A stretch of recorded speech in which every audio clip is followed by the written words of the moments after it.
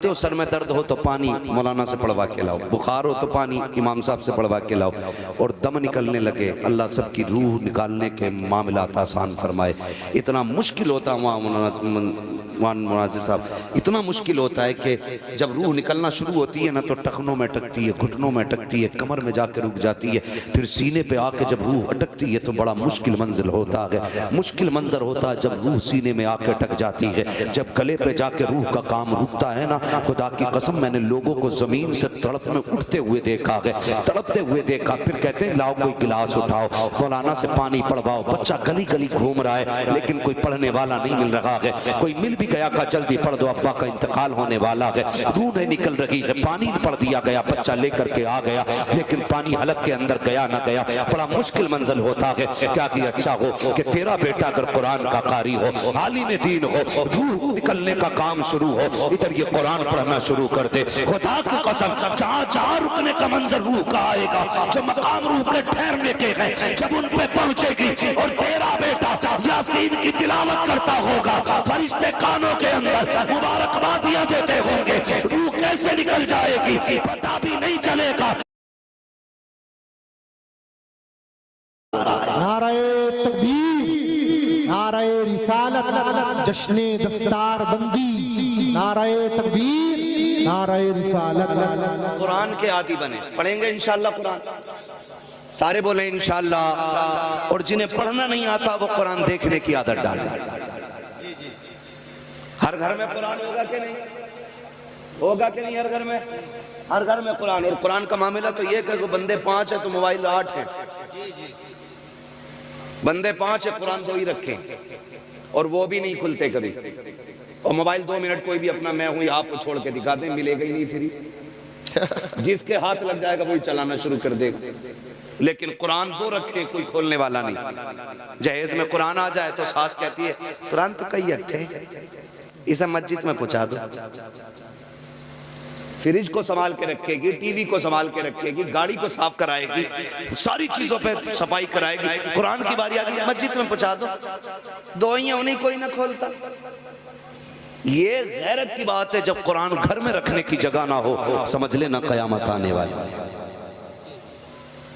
ये है हमारा कुरान से प्यार, ये है हमारी कुरान से मोहब्बत कि हमारे घर के अंदर कुरान के लिए जगह नहीं रही। क्या कुरान कहता नहीं होगा मालिक ये मुझे खोलते तक नहीं है, ये मुझे पढ़ते तक नहीं है? कुरान सिर्फ 40वां तक के लिए था। कुरान तो शऊर जिंदगी देने के लिए आया था। कुरान से इश्क करो, यहाँ भी सिला देगा वहाँ भी सिला देगा। आओ तुम्हें बताऊं, अल्लाह अकबर, एक बहुत बड़ा शराबी था, बहुत बड़ा शराबी, इतना बड़ा मशहूर शराबी था कि इंतकाल हुआ, कोई दफन करने उसको नहीं आ रहा था, कोई हाथ लगाने उसको नहीं आ रहा था। रिश्तेदारों ने यह सोचा अगर दफन नहीं किया गया तो इसकी लाश सड़ जाएगी, बदबू फैलेगी, चलो उठा के कब्रिस्तान के गड्ढे में डाल आओ। ये सोच करके रिश्तेदार लेकर के गए। कुछ लोग शामिल हो गए जनाजे में मिट्टी देने के लिए। जब मिट्टी दे करके वापस पलटने लगे, पूरे कब्रिस्तान में मुश्को अंबर की खुशबू आने लग गई थी। लोग हैरत में थे, ये क्या मामला है, ये खुशबू कहां से आ रही है? लोग पलटे उधर जिधर से आ रही थी, जाके देखा उसी कब्र की मिट्टी उठाई जिसके अंदर शराबी को दफनाया था। जब सूंघा तो उसकी कब्र से मुश्क की खुशबू आ रही थी। दौड़े लग गई लोगों की उसके घर की तरफ, कहने लगे यार शराबी तो बड़ा था, बड़ा पापी था, इसकी कब्र से खुशबू कैसे आ रही है? घर गए, बेटी के भी आंसू सूखे न थे। जाके पूछा बता तो सही बेटी तेरे बाप ने कौन सी नेकी की थी? बच्ची ने आंसू साफ किए। कम मजाक कर रहे हो? कम मजाक तो लगी है, बता तो सही तेरे बाप की नेकी क्या थी? का हुआ क्या है? का आज जब दफना के लौट रहे थे उसकी कब्र से मुश्क की खुशबू आ रही थी। का मेरा बाप शराबी था, मेरा बाप गुनाहगार था। का बेटी हम भी जानते हैं, लेकिन ये बता नेकी क्या की थी? उसने कहा नेकी तो कोई याद नहीं है, लेकिन इतना मुझे याद आ रहा है जब कभी नशा उतरा करता था तो मेरा बाप गुस्ल करता था, वुजू करके गुस्ल करके खुशबू लगा के आता था, और ये जो सामने कुरान रखा है वो इसको उठा के गोद में लेके बैठ जाता था। मेरे बाप को कुरान पढ़ना नहीं आता था, लेकिन जब कुरान खोलता था तो रोना शुरू कर देता था। कहता था मेरे मालिक मुझे तेरा कुरान पढ़ना नहीं आता, मैं वो बदनसीब बंदा हूँ जिसे कुरान की तिलावत नहीं आती। का ये कहता रहता, रोता रहता, और कभी कभी तो इतना बेकरार हो जाता कि उंगलियां रखता आयतों पे और कहता मालिक ये मैं नहीं जानता ये क्या लिखा है, लेकिन जो भी लिखा है सच लिखा है। ये क्या कहा गया है मुझे नहीं पता है, लेकिन जो भी तूने कहा है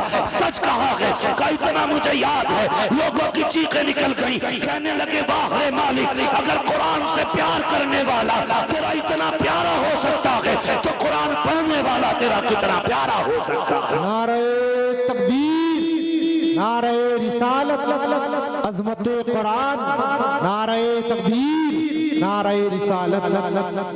भाई कम से कम अगर कुरान पढ़ना नहीं आता तो कुरान को देख के चूम लिया करो, ज़ियारत किया करो, उसे सीने से लगाया करो। तुम कुरान को अपना दोस्त बना लो, कब्र और हश्र में कुरान तुम्हें अपना दोस्त बनाएगा। क्योंकि हर मोमिन की ख्वाहिश जन्नत है, और मेरे हुजूर ने फरमाया था जब भी हाथ उठा करें तो अल्लाह से जन्नत मांग लिया करो। तो हर बंदे की ख्वाहिश जन्नत में जाना है। सबसे सच्चे साथी को कुरान कहा जाता है, और यही हम नहीं पढ़ते है। जिसे देखो चौराहे पे इतनी लंबी जीभ निकाल के बातें करता। और कई बार तो कई जगह ऐसा हुआ, एक जगह जाना हुआ, पता चला हो कि मुक्तदी तो इमाम साहब के फोटो खींच ले करे सजदे में, कि देखो जी पैर हिल गया था तुम्हारा है। कम थोड़े ही है फोटो खींच के दिखा रहे, देखो यकीन ना तो तुम्हें देखो, अरे यार तू सजदा कर रहा था कि फोटो खींच रहा था। अपने अपने अमल के बारे में सोचे, अपने अमल के बारे में हर बंदा ये सोचे यार मेरे अमल बेहतर होने चाहिए। हर शख्स की ये ख्वाहिश होनी चाहिए मेरा अमल बेहतर होना चाहिए। कोशिश ये किया करो।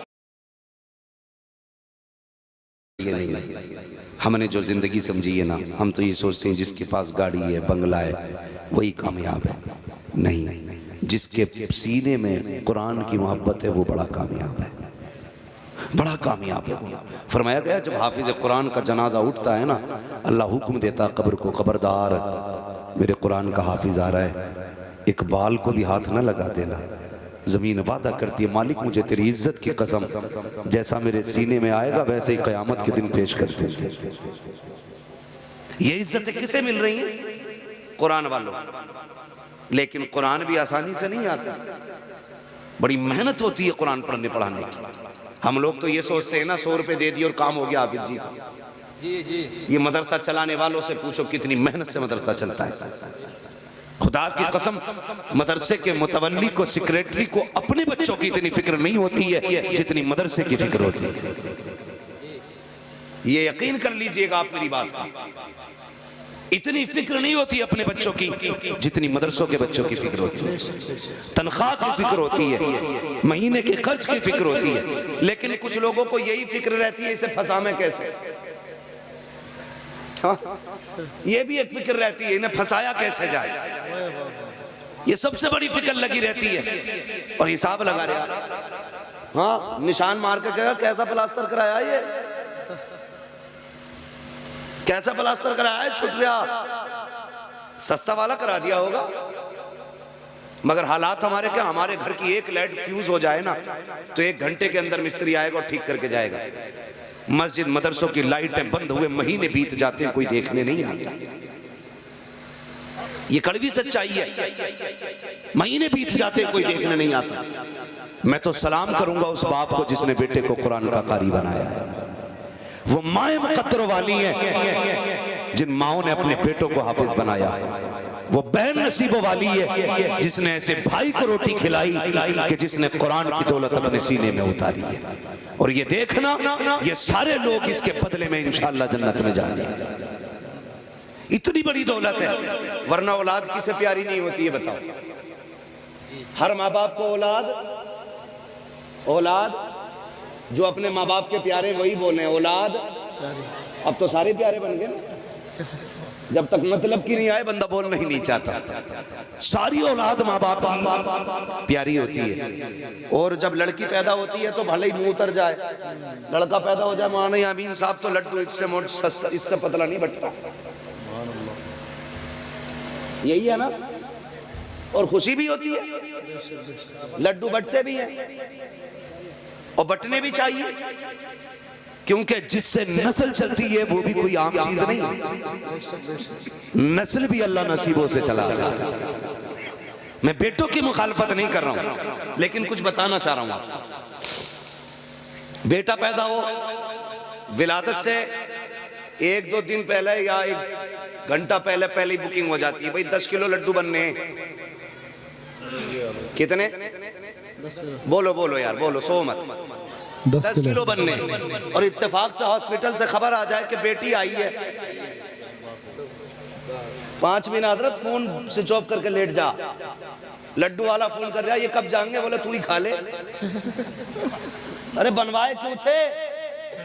कह रहा हमने तो सोचा लड़का पैदा होगा, डॉक्टर भी कह रहा था, लेकिन लड़की आई है। तो बोला क्या हो गया? तो बोले अब तो पानी ना उतर रहा, हालत से लड्डू की बात कर। क्या बात है। बेशक ये मुसीबत आने लगती है लोगों के चेहरे पे, और ये खुद लाई हुई मुसीबत है। अल्लाह की तरफ से तो बेटियों के साथ रहमत आया करती है। तो बेटा पैदा होता, लड्डू बंटते क्यों? इसलिए कि बेटा बाप के बुढ़ापे का सहारा होता है। आ गई इतनी बात समझ में? बेटा बाप के बुढ़ापे का सहारा होता है। सारे बोले सहारा होता है। बेशक जाना, खाली बैठ के नहीं कहना। यहाँ पे मुझे आज सिर्फ जो है तालीम पे बात करनी है, मदरसे से बात करनी है, वरना मैं उधर जाता तो इंशाल्लाह एक पूरा पेंट करके जाता आपको। बेटा बाप के बुढ़ापे का, भाई कोई बंदा एक पेड़ लगाता है तो फिर उम्मीद होती है कि इस पे फल आए। वो कहा था किसी ने, पेड़ उम्मीदों का ये सोच के काटा ना गया, फल ना आ पाएंगे इस पे तो हवा ही देगा। अगर दरख्त तो फल भी ना दे, साया तो फिर भी देता है ना। तो ये सोच के दरख्त रखाए जाते हैं कि ये साया देगा। अगर बाप ये सोच के बेटे को पालता है कि बुढ़ापे का सहारा बनेगा, तो क्या गलत सोचता है। हर शख्स अपनी बुनियाद पर डाली हुई चीज से उम्मीद रखता है। छत इसलिए डाली जाती है कि इसके नीचे बैठने का मौका मिलेगा, दरख्त इसलिए लगाए जाते हैं कि फल खाने का मौका मिलेगा, बेटे को देख के इसलिए खुशी मनाई जाती है कि बुढ़ापे का सहारा बनेगा। यार जब बेटे ने दहलीज पे कदम रखा, खुशियां की खुशियां थी, होश संभलने लगा, बाप ने क्या कहा? बेटे को कुरान पढ़ाना है। हालात ने ये कहा अगर पढ़ाना है तो बेटे को दूर करना पड़ेगा, अपने आप से जुदा करना पड़ेगा, मोहब्बतें कुर्बान करनी पड़ेगी। बताओ तो क्या मोहब्बतें हैं? आप कभी देखना, आपको अंदाजा हो जाएगा माँ बाप को औलाद से प्यार कितना होता है। सर्दी की रातों में आपका बेटा सोता है, 3 बार उठ के चेक करते हो कहीं रजाई से सर तो नहीं खुल गया है, कहीं पैर तो नहीं निकल गए हैं। माँ उठ के चेक करती है मेरा बेटा बिस्तर से बाहर तो नहीं है, कहीं नीचे तो नहीं गिर गया है।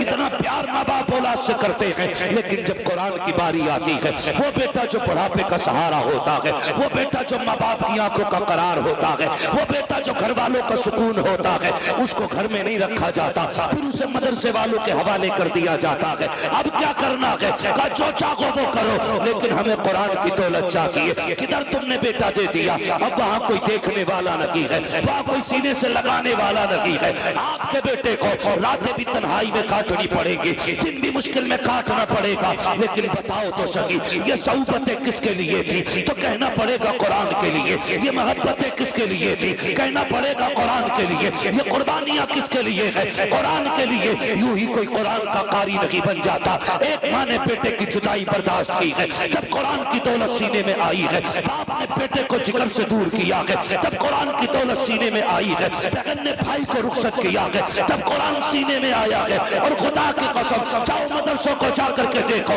मदरसे जाके कितने गरीब क्यों ना हो, अपने इदारे का जायजा लो जा करके। जितने तलबा पढ़ते होंगे, नीचे बैठ के पढ़ते होंगे, वुजू करने के लिए ठंडा पानी होगा, लेकिन एक तारीख बता दो अपने इदारे की, कोई सर्दी की वजह से मर गया हो, कोई ठंडल के मर गया हो, कोई सर्दी की वजह से नहीं मरा, किसी को बीमारी नहीं लगी है फर्श पे बैठने से। वरना हमने बड़े बड़ों को देखा है, अगर जमीन पे नंगे पैर चल लेते हैं तो कभी सिर शाम हो जाती है, कभी फेफड़े जाम हो जाते हैं, कभी नाक बंद हो जाती है। लेकिन ये मदरसा है, जब से मदरसे में आए हैं, बैठने के लिए भी ठंडा फर्श है, बैठने के लिए भी ठंडा फर्श है, चलने के लिए भी ठंडा फर्श है, वुजू के लिए ठंडा पानी, और धूप निकलते नहीं, के रात के 3-3 बजे उठ करके ये कुरान वाले जब ठंडे पानी से वुजू करते हैं, खुदा की रहमतें सलाम करती हैं इनको। तुम्हें क्या पता, खुदा की कसम ये मदरसे के अंदर रहते हैं, कितनी रातें सर्दियों में गुजरती हैं, किसी को कुछ नहीं मालूम है। लेकिन बताना ये चाहता हूँ, आपका बेटा एक दिन घर पे रह के जमीन पे लेट जाए, पसली चलने लगती है,